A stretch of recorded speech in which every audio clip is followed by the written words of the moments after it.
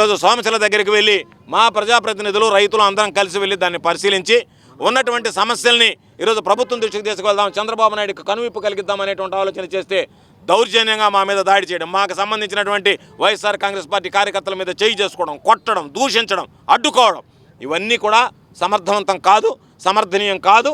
కాబట్టి పోలీసు అధికారులను కూడా చెప్పేది, మీరు ఇష్టారాజ్యంగా వ్యవహరించి మమ్మల్ని నిర్బంధించి ఏదో ఒక విధంగా కక్ష సాధింపుల్లో ఈ ప్రభుత్వం మా గొంతు నొక్కాలని ప్రయత్నిస్తే మాత్రం ప్రజల గొంతు ప్రభుత్వం ఎప్పుడూ నొక్కలేదు, గుర్తుంచుకోవాలి.